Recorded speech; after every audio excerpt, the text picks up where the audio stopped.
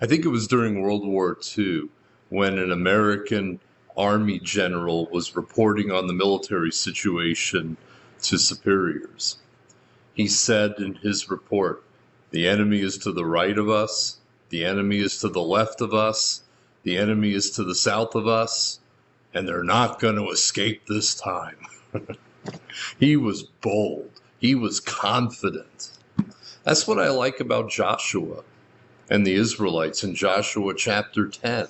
That was a very formidable situation where 5 kings were coming together to attack the Gibeonites, their new allies. And they boldly went up against a 5-nation confederacy with the promises of God, trusting in God's deliverance. How often do we neglect to trust God's promises for us as we live our lives? Not saying that we can trust God to give us everything we want whenever we want it, but we can trust God to accomplish his good and gracious and redemptive purposes in our lives. And so with that said, let's pick up the action. Joshua chapter 10. Now Adoni-Zedek, king of Jerusalem, heard that Joshua had taken Ai and totally destroyed it, doing to Ai and its king as he had done to Jericho and its king, and that the people of Gibeon had made a treaty of peace with Israel and had become their allies. He and his people were very much alarmed at this because Gibeon was an important city, like one of the royal cities. It was larger than Ai, and all its men were good fighters. Now the name Adoni-Zedek, Adonai is Lord, Zedek is righteousness. So this king of Jerusalem's name is the Lord of righteousness. And it's ironic because he's actually the opposite of the Lord of righteousness. He's the enemy of God's people. And he's the one that's forming a confederacy of nations to attack Israel's allies right in the heart of the land. And so Joshua 10 is almost like a prefiguration of the Battle of Armageddon in the book of Revelation, where you have a alleged fake Lord of righteousness forming a confederation of armies to attack Israel and its allies in the heart of the country. And just like in the book of Revelation, and Ezekiel 38 and 39 in the battle of Gog and Magog, large hailstones are going to fall from the sky, and more people will be killed by the hailstones than by Israel actually killing them. So this is almost like a mini Armageddon. I bet you didn't know that. Also, it says that Adoni-Zedek and his people were very much alarmed because of the way Gibeon had capitulated to the Israelites, because Gibeon was no pushover. Their warriors were known to be mighty, the text tells us. And yet they surrendered to Israel because they feared the God of Israel. They knew what God had done in bringing them out of Egypt. They knew what God had done in defeating the armies of Bashan and the Amorites east of the Jordan River. And so they allied themselves with Israel, even though they were dishonest in the way they did it. Their motivations for doing it were certainly apparent, their respect for God. Now, lying, was not good, but at any rate, Adoni-Zedek, verse 3, king of Jerusalem, appealed to Hoham, king of Hebron, Piram, king of Jarmuth, Japhia, king of Lachish, and Debir, king of Eglon. These are all west of the mountains in west central Israel. Come up and help me attack Gibeon, because it has made peace with Joshua and the Israelites. We've already seen that the king is very much afraid of Israel. So he's not attacking Israel directly. He's attacking Israel's allies. Verse 5. Then the 5 kings of the Amorites, the kings of Jerusalem, Hebron, Jarmuth, Lachish, and Eglon, joined forces. they moved up with all their troops and took up positions against Gibeon and attacked it. Verse 6, the Gibeonites then sent word to Joshua in the camp at Gilgal. Now this is just east of the rigid, rugged mountain range. Come up to us quickly. Well, I don't know how quickly they can go up through the mountains like that, but we're about to find that out. Come quickly and save us. Help us, because all the Amorite kings from the hill country have joined forces against us. Verse 7. Joshua could have said, you know what? We shouldn't have made a peace treaty with these people to begin with. And so, we're just going to let nature take its course. We're going to let these 5 nations destroy the Gibeonites, and then we will not be obligated to have them be wood cutters and water carriers in the community of faith. But Joshua goes the extra mile. He sees his promise not to hurt the Gibeonites as also a promise to protect and support the Gibeonites. He could have taken a stricter interpretation and said, well, I ain't got nothing to do with this. But he was a righteous man. And verse 7 says he marched up from Gilgal with his entire army, including all the best fighting men. And he learned his lesson. Don't just take 2,000 or 3,000 antibodies and go up against AI and it doesn't go well. Bring your best. Verse 8, the Lord said to Joshua, do not be afraid of them. Before, Joshua didn't inquire of the Lord to see whether or not the Gibeonites were deceiving him or not. Apparently, though, there's communication going on here, because God says to Joshua, even if God is the one initiating the communication, don't be afraid of them. I've given them into your hand. Not one of them will be able to withstand you. Now, are you going to believe the promise of God that not one of them will withstand you? Or are you going to go, oh no, look at the 5 kings and their nations. We can't go up against 5. We can't do that. Years ago, there was an old Billy Jack movie where Billy Jack goes up against like 15 or 20 people and all by himself, and he beats them all with his karate. There's a bunch of Bruce Lee movies like that. I'm not saying Joshua went all Bruce Lee on him, but he went with the confidence of God against a superior conglomeration of forces. Verse 9, after an all-night march from Gilgal. Now you got to picture it. They're headed up the mountains, not too far from Mount Ebal, and they get to the top, and just as they're starting to descend, they descend into Gibeon.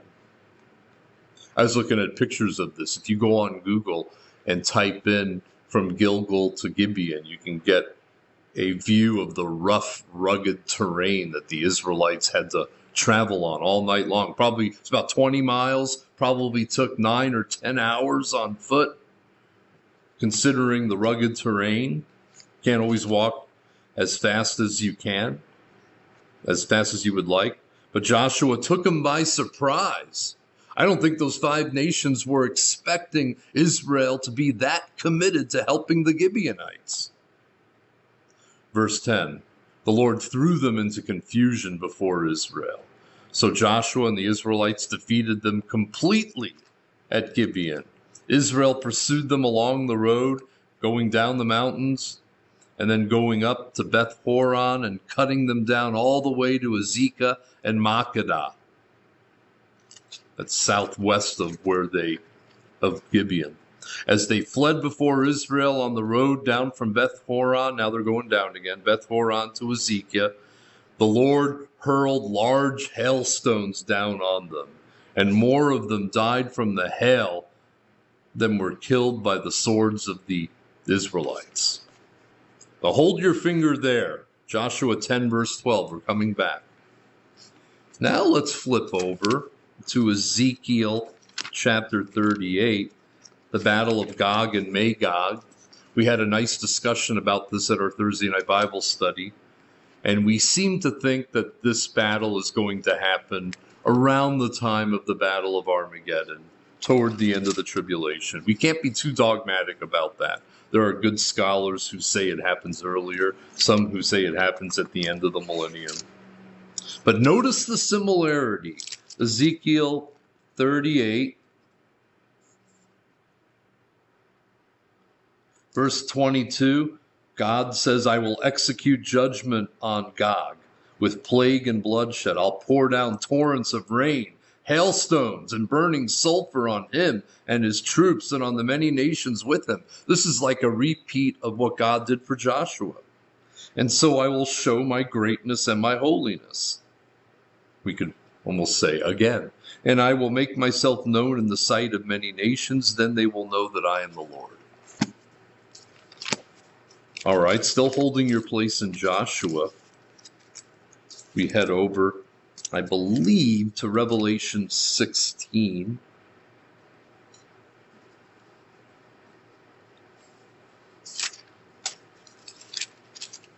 Revelation chapter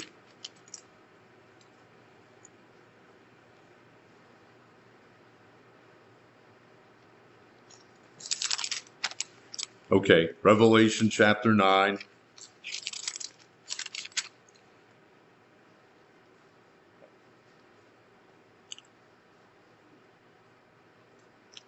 Nope, Revelation chapter 8, verse 7. Sorry it took so long. The first angel sounded his trumpet, and there came hail and fire mixed with blood, and it was hurled down on the earth. A third of the earth was burned up, a third of the trees were burned up, and all the green grass was burned up. And of course, you remember one of the plagues in Exodus was a plague of hail on Egypt. So hail is part of God's arsenal of judgment on the enemies of God's people. You don't want to be an enemy of God, and you don't want to be an enemy of his people. Back to Joshua, chapter 10, verse 12. On the day the Lord gave the Amorites over to Israel, Joshua said to the Lord in the presence of Israel, Sun, stand still over Gibeon, and you, moon, over the valley of Ajalon. So the sun stood still, and the moon stopped, till the nation avenged itself on its enemies. Now, this is almighty, all-powerful God we're talking about. He's certainly able to do this. And the best explanation of it is that the earth stopped rotating on its axis for 23 hours plus. It's the only explanation. Other explanations have been given that clouds covered the sun so it appeared to stay still, or there was an optical illusion that made the other nations feel that there was a bad omen against them and they lost courage. The simplest explanation is often the best. God made the sun stand still. He stopped the earth's rotation on its axis, and there was extra daylight. As it is written in the book of Jashar, 3 times in the Old Testament, this mysterious, non-biblical book of Jashar is quoted. And it's always in rhyme or rhythm or meter, like sun stand still over Gibeon and you moon over the valley of Ajalon. David quotes it in 2 Samuel 1:16 through 18 when he composes a lament for King Saul. There's another possible reference to the book of Jashar in 1 Kings 8, verses 12 through 13. The consensus is that the book of Jashar is a non-biblical collection of songs and poems, very occasionally employed by the biblical writers in the Bible. So the sun stopped in the middle of the sky, back to Joshua 10:14, and delayed going down about a full day. There has never been a day like it before or since. Not a day that didn't move, or a day more than 23 hours or 24 hours, but never has there been a day where the Lord listened to a human being and did what he did. Surely the Lord was fighting for Israel. Now that great statement, surely the Lord was fighting for Israel, shows that we're not reading nonpartisan, detached, dispassionate history. We are reading theological history. We are reading history written from the perspective of people who have been transformed by the acts and presence of God in their lives. Verse 16, the 5 Amorite kings are killed. Now the 5 kings had fled and hidden in a cave at Magog. When Joshua was told they had been found hiding in the cave, verse 18, he said, roll large rocks up to the mouth of the cave and post some men there to guard it, but don't stop, pursue your enemies, attack them from the rear, and don't let them reach the cities, for the Lord your God has given them into your hand. So Joshua and the Israelites defeated them completely, but a few survivors managed to reach their fortified cities. Remember that, because later on in the book and early in the book of Judges, we're going to find out that there were people who refused to be uprooted, and Israel was not able or not willing to get rid of everybody in accordance with the command of God, and those people would eventually become thorns in their side. We'll get to that. Verse 21, the whole army then returned safely to Joshua in the camp, and no one uttered a word against the Israelites. People in the area highly regarded Israel because of their devotion and confidence in God. It reminds me of the apostles and the first Christians being gathered together in the temple courts in Acts 4, and no one speaking a word against them because they were highly regarded among the people. When God works powerfully in somebody's life, the tendency for me is to highly regard that person. I've seen the Lord work so powerfully through certain people, through my wife Jeannie, through Don Shire's ministry, through the ministry of so many others, that I just highly regard them for how God has worked in their lives. And that's how people are reacting to Israel here. Let's see. Verse 22, Joshua said, open the mouth of the cave and bring those 5 kings out to me. So they brought the 5 kings out of the cave, kings of Jerusalem, Hebron, Jarmuth, Lachish, and Eglon. All these kings are in the southern half of Israel. This is Joshua and the Israelites conquering the lower half of the promised land. Verse 24, when they had brought these kings to Joshua, he summoned all the men of Israel, said to the army commanders, come here and put your feet on the necks of these kings. So they didn't just do that in Daffy Duck cartoons. This was a sign of subjugation under your feet. Remember, God said that he would put all your enemies under your feet. That's what he told the Davidic king in Psalm 110, verse 1. Sit at my right hand until I make your enemies a footstool for your feet. Verse 25, Joshua said to them, do not be afraid, do not be discouraged, be strong and courageous. Remember, I said 7 or 8 times that expression is used in association with Joshua. I think that's sort of his life verse, be strong and courageous. This is what the Lord will do to all the enemies you're going to fight. Then Joshua put the kings to death and exposed their bodies on 5 poles. Remember, not getting an immediate burial is a sign of public degradation and humiliation and despising. And they were left hanging on the poles until evening. At sunset, Joshua gave the order, and they took them down from the poles and threw them into the cave where they had been hiding. At the mouth of the cave, they placed large rocks, which are there to this day. That's another tradition. Verse 28, that day Joshua took Magog.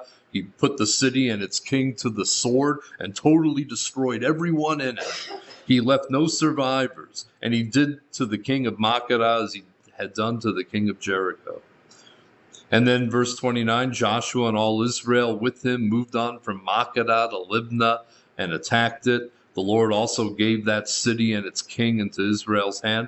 Now, many centuries later, King Sennacherib from Assyria is going to attack Libnah and Lachish, but God is going to deliver them. Verse 31, then Joshua and all Israel with him moved on from Libnah to Lachish. He took up positions against it and attacked it. The Lord gave Lachish into Israel's hands, and Joshua took it on the second day. The city and everyone in it he put to the sword, just as he had done to Libnah. Meanwhile, Horam, king of Gezer, had come up to help Lachish. How would you like to be the king of Gezer? Marc, you look old. You look like you could be the king of Gezer. Sorry. But Joshua defeated him and his army, and no survivors were left. Verse 34, then Joshua and all Israel with him moved on from Lachish to Eglon. They took up positions and attacked it. They captured it, put it to the sword, totally destroyed everyone in it. Verse 36, then Joshua and all Israel with him went up from Eglon to Hebron and attacked it. They took the city and put it to the sword, together with its king, its villages, and everyone in it. That's what they were supposed to do. These are nations that had codified the practice of taking infant children and throwing them in the fire as sacrifices to Canaanite gods, among other detestable things.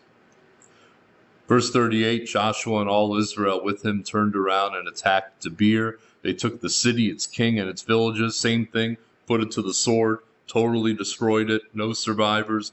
Verse 40, Joshua subdued the whole region, including the hill country, the Negeb, the western foothills, and the mountain slopes, together with all their kings. He left no survivors. He totally destroyed all who breathed, just as the Lord, the God of Israel, had commanded. Now, later on, we're going to find out that there were people who moved into that area who will refuse to be dislodged, and they would become thorns in the sides of Israel. Joshua subdued them from Kadesh Barnea to Gaza, and from the whole region of Goshen to Gibeon. All these kings Joshua conquered in one campaign, because the Lord, the God of Israel, fought for Israel. Then Joshua returned with all Israel to the camp at Gilgal. This is a sneak preview of what God is going to do at the end times, when he totally destroys the enemies of Christ. And Joshua is sort of like a Christ figure. In fact, Joshua in Hebrew is Yeshua, which is also Jesus' name. So just as Adonai Zedek is a false Antichrist Lord of righteousness, Joshua is a prototype of Jesus Christ. So we have the Battle of Armageddon in miniature. God's going to intervene in both battles. The battle belongs to the Lord.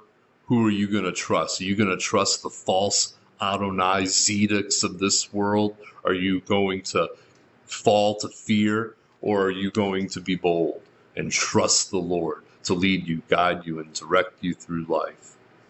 Now, this was a unique situation. God's not sending us out to kill people as he sent Joshua to conquer the Canaanites. But God is sending you out to overcome the battle, overcome the enemy in your own life, so that you can be the best that you can be for Christ.